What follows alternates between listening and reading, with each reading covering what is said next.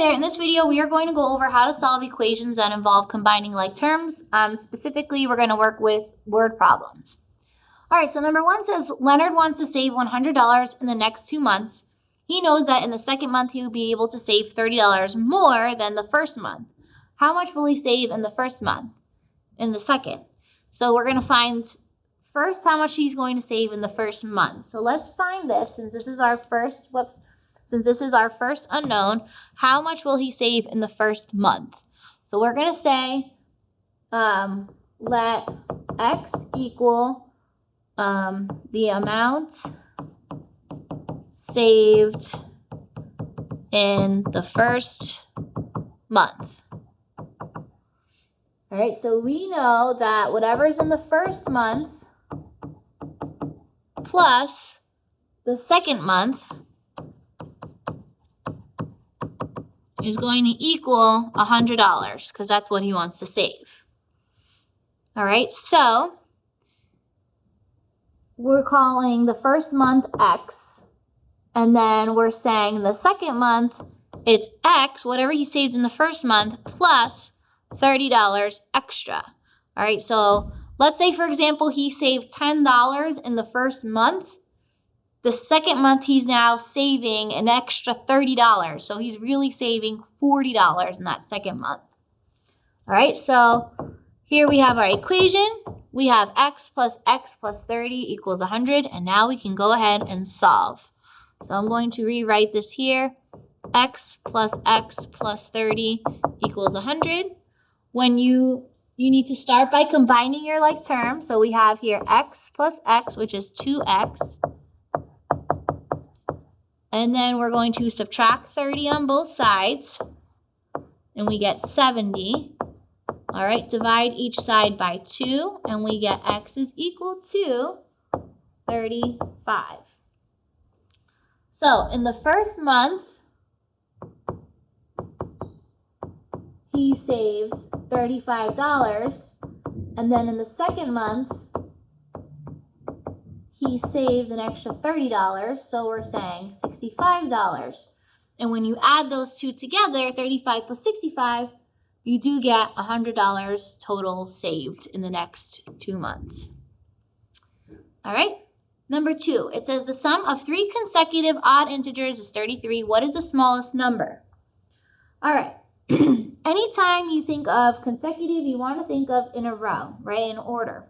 In this case, we're talking about 3 odd integers in a row. So I'm just going to show you what that looks like as an example. 1, 3, 5. That's an example of 3 consecutive odd integers. You'll notice that from 1 to 3, you need to add 2. You'll also notice from 1 to 5, you need to add 4. Right? In order to go from 1 to 5, you add 4. So, if we are finding the smallest number, we're going to say let x equal the smallest number. All right, I'm going to say that x is our smallest number, x is the first number. Then our second number is shown with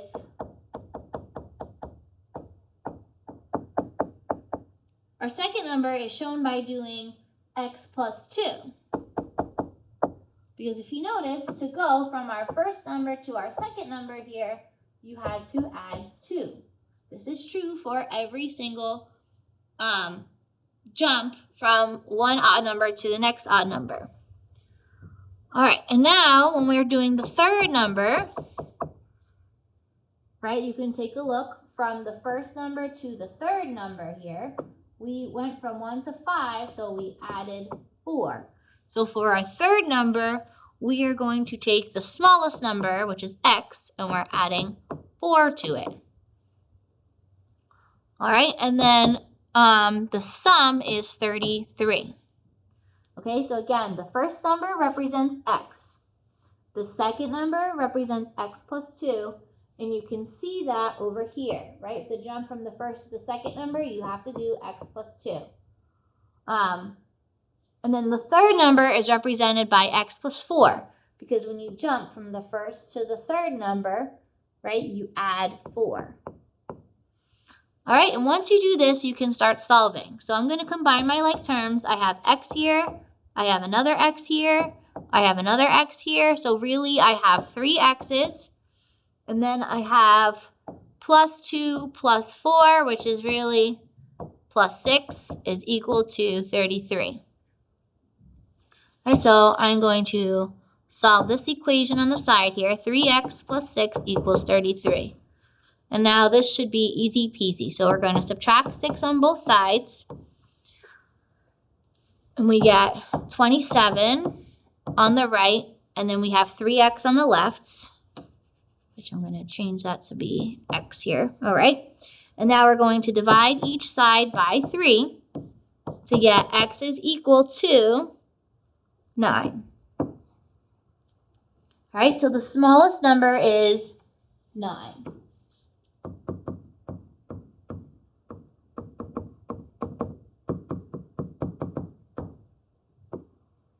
And then in case you are wondering, the next number would be 9 plus 2, which is 11.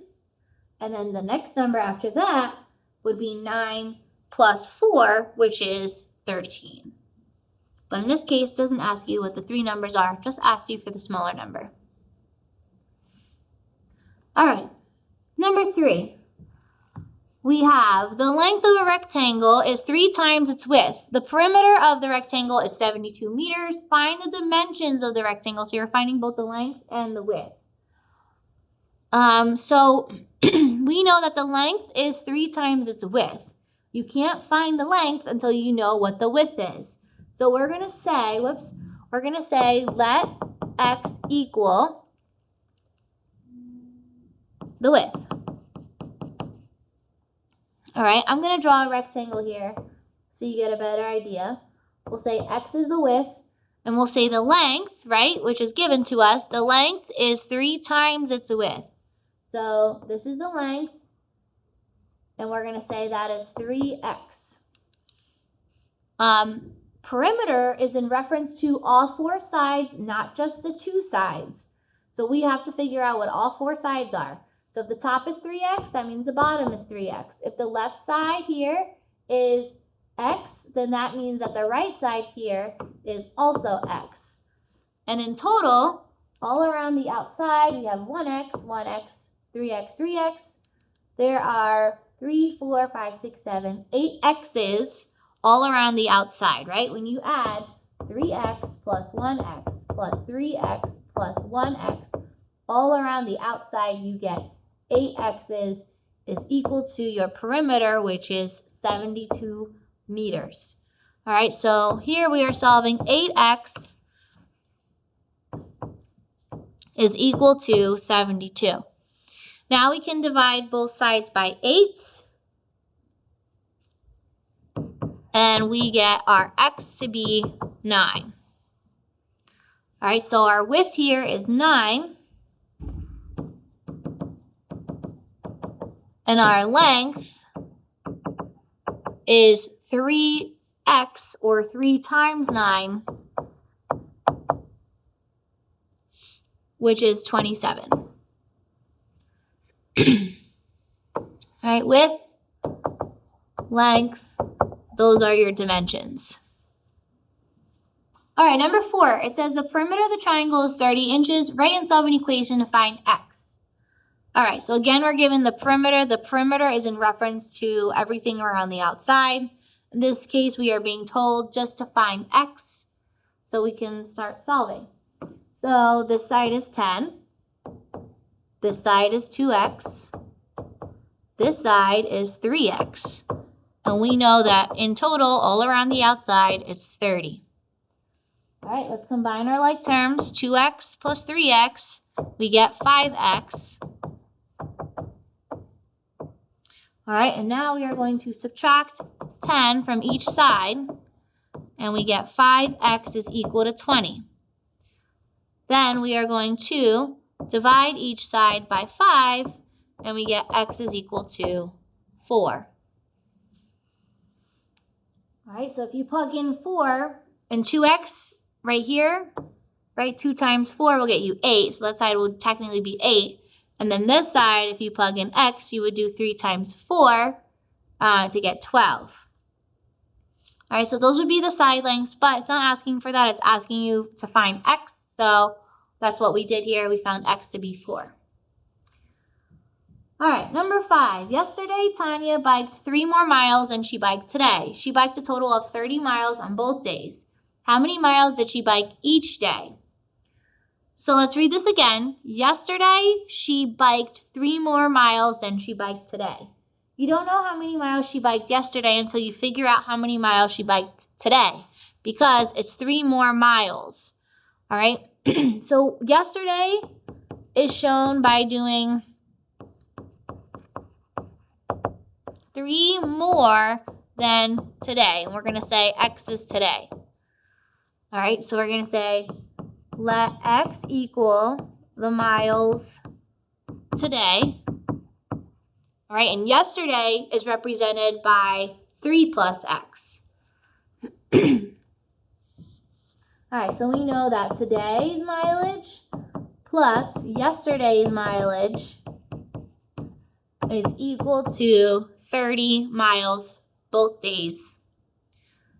We said we're going to call today's mileage x and yesterday's mileage 3 plus x, because it's 3 more than x. All right, and then we have equals 13. So we are going to combine our like terms. We have 1x plus x, which is 2x, plus 3 equals 13. And now we can go ahead and solve this. So 2x plus 3 equals 13, minus 3 on both sides, and then you get 2x is equal to 10. Divide each side by 2, and that's when you get x is equal to 5. So today, she biked 5 miles, and yesterday she biked 3 more miles than that. So she biked 8 miles. And in total, she did bike 13 miles. If you add 5 plus 8, you do get 13. All right, next. Kelly is 8 years younger than her sister. The sum of their ages is 44 years. How old is Kelly and how old is her sister? All right, so we know that Kelly is 8 years younger than her sister. So first you need to know what her sister's age is. So we're going to say let x equal sister's age. Because then Kelly's age, right, is 8 years younger. So Kelly would be represented with x minus 8. Because she is 8 years younger. So the sum of their ages is 44. So we have the sister plus Kelly is equal to 44. The sister we're calling x. Kelly we're saying is 8 years younger, so it's x minus 8 is equal to 44. And now we can go ahead and solve. So I would first actually start with simplifying. X plus x gets you 2x minus 8, which is 44. And now this you can solve. 2x minus 8 equals 44. You are going to start with the constant, the opposite of negative 8, positive 8 or plus 8. We have 2x is equal to 52. Then we're going to divide 2 on each side, and we get x is equal to 26. So we're saying that the sister is 26 years old, and Kelly, who is 8 years younger, she's 26 minus 8, so she is 18 years old. And if you want to check it in total together, 26 plus 18 does in fact get you 44 years. All right, number 7. A total of 41 people attended Tamaya's birthday party. Tamaya's brother invited some of the guests. If Tamaya invited 19 more people than her brother, how many guests did each person invite? All right, so first, you need to understand that Tamaya invited 19 more people than her brother. So you need to know how many people the brother invited, and then add 19 to that to get Tamaya. All right, so we're going to say let x equal the brother's, the number of people that the brother invited. We'll say brother's guests. And then Tamaya's guests are 19 plus x, right? So Tamaya would be 19 plus x. Whatever the brother's guests are plus 19. All right, so we have the brother plus Tamaya's guests is equal to the total of 41 people.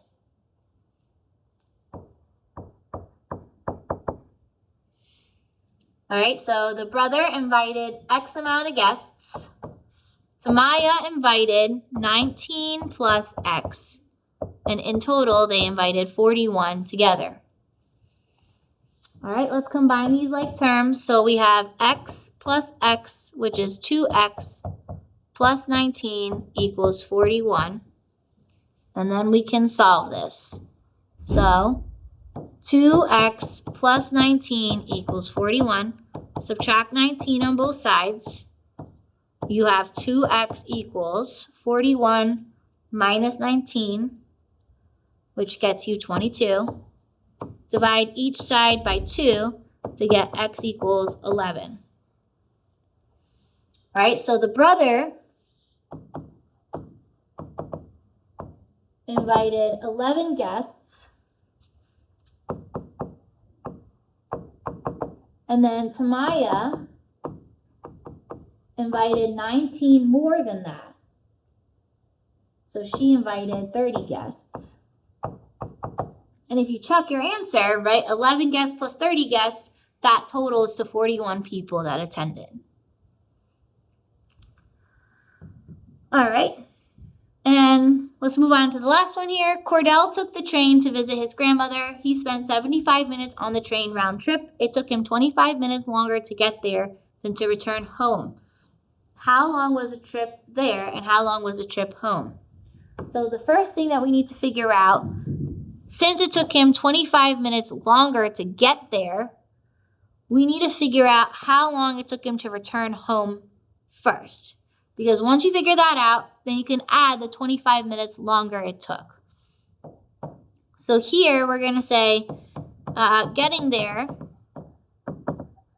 is represented with x plus 25. And then we're saying let x equal the return home.